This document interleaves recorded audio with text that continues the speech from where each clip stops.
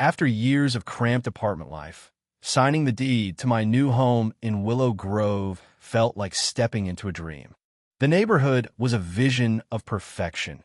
Emerald lawns rolling toward a shimmering community lake, pristine tennis courts, and neighbors strolling with their well-groomed dogs along spotless sidewalks. The HOA fees were steep, but the agent's tour of the clubhouse, with its sparkling pool and state-of-the-art gym, convinced me it was worth it. This was a place of order, quality, and prestige. 3 days after moving in, a welcome basket arrived. A bottle of Merlot, artisanal chocolates, and a glossy HOA handbook featuring smiling families enjoying the amenities. I sat on my coffee table, meaning to read it later. That was my first mistake. My second mistake was thinking I could ease into the rules. In my second week, I left my trash can at the curb 2 hours past the pickup time. A polite note appeared on my door the next morning, reminding me that bins must be stowed by 7 p.m. on collection day. Fair enough. Rules kept the neighborhood pristine. I emailed an apology, vowing to do better. Then came a notice about my lawn, which had grown a half-inch too long after a rainy week delayed my landscaper. Again, I complied, trimming it back. The third notice arrived when I installed solar garden lights without approval. Each time, I fixed the issue immediately, apologizing profusely. Each note bore the same signature: Evelyn Harper, HOA president. I met Evelyn at the community center a month after moving in. Her sleek gray hair framed a face that might have been warm if not for the constant pursing of her lips. She shook my hand with a cool, calculated grip, her eyes scanning me like I was a balance sheet. "Willow Grove has standards," she said, her smile tight. "I'm sure you'll uphold them." It wasn't a request. For months, I kept my head down, following every rule. Then a phone call changed everything. My mother needed hip replacement surgery, a procedure requiring weeks of recovery. My parents lived 3 states away, and managing her care alone would be impossible. "We could stay with you for a few weeks," my father suggested. The idea of their laughter filling my empty guest room warmed my heart. I took time off work, stocked the pantry with their favorite foods, and installed a shower rail for Mom's safety. Everything was ready, until a certified letter arrived 3 days before their visit. The letter, on crisp Willow Grove HOA letterhead, cited a rule I'd overlooked. Non-residents could stay only 7 consecutive days without board approval. My parents needed 3 weeks. I scoured the handbook, finding the rule buried on page 47. How had I missed it? Worse, what now? I marched to the HOA office, a sleek corner of the community center, with a folder of documents: Mom's surgical records, travel itineraries, and a doctor's note advising against long trips post-surgery. The assistant, Sarah, greeted me warmly, her kindness easing my nerves. "I'll submit this to the board," she promised. "Come to tomorrow's meeting." At the meeting, I faced 5 board members seated around a polished table. Evelyn entered last, clutching a leather portfolio embossed with her initials. I presented my case: Mom's condition, the doctor's advice, and the temporary nature of their stay.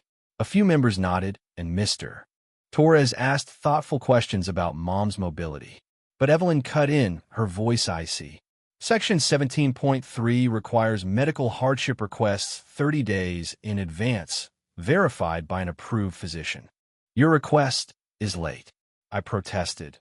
"I only found out 3 days ago." She snapped. "Rules exist for a reason. Exceptions breed chaos."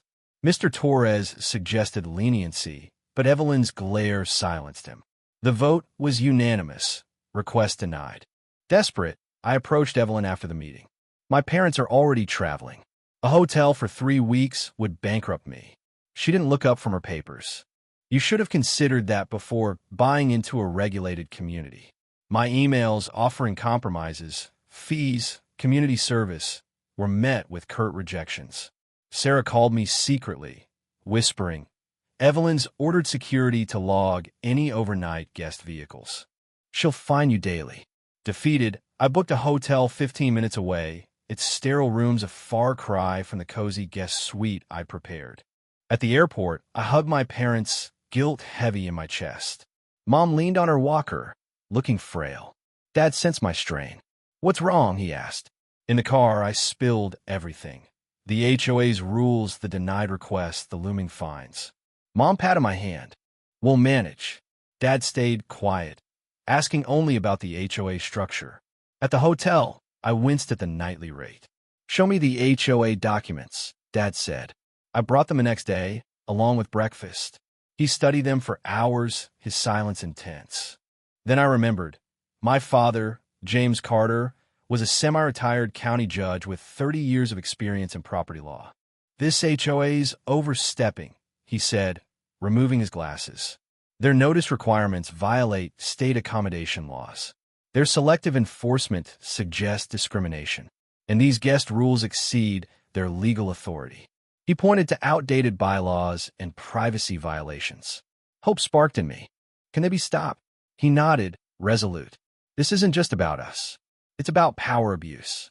He advised one last diplomatic push: meet the board members individually, present the legal issues calmly. Through Sarah, I got their emails and arranged coffee meetings. Mr. Torres, Mrs. Lynn, and Dr. Patel agreed to meet at a cafe outside Willow Grove.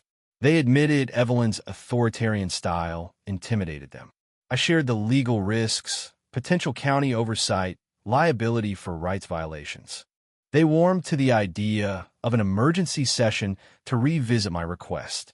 Then Evelyn stormed in, Sarah trailing apologetically.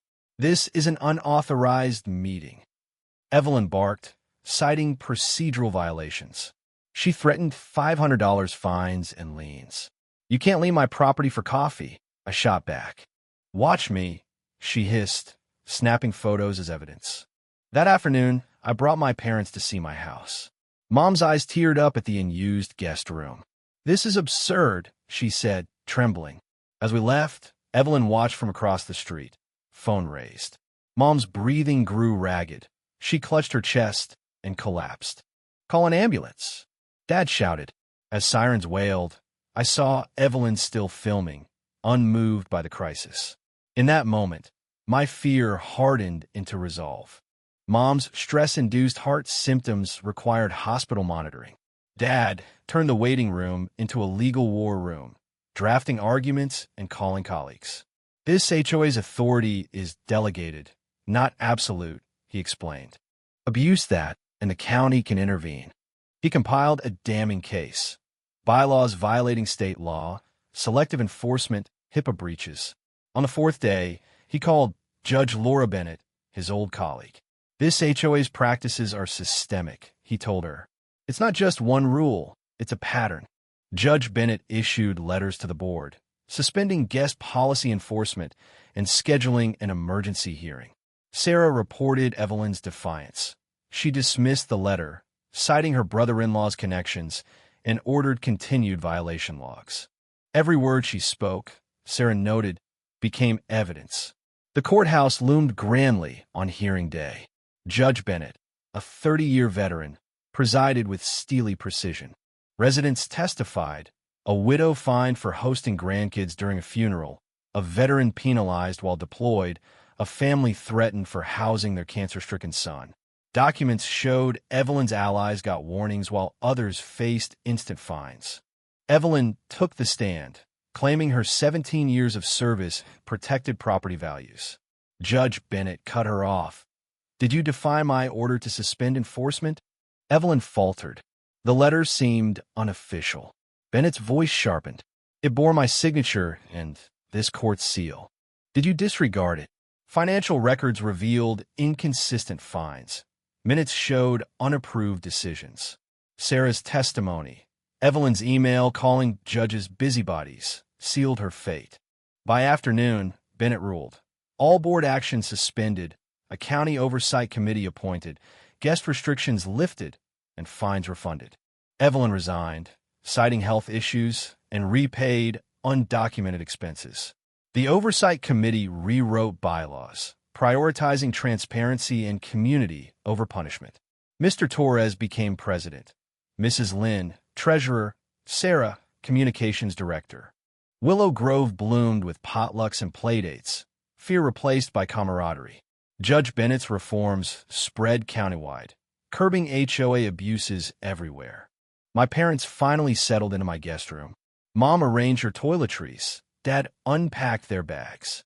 Over dinner, neighbors who testified joined us, sharing laughter and stories. The neighborhood felt alive, free. Dad never took credit, but his words lingered. The law protects people, not paperwork. What do you think about this story? Have you faced unchecked power or injustice in your community? Share your thoughts in the comments. Should we fight back against such abuses, or is compliance the safer path? Let's hear your stance.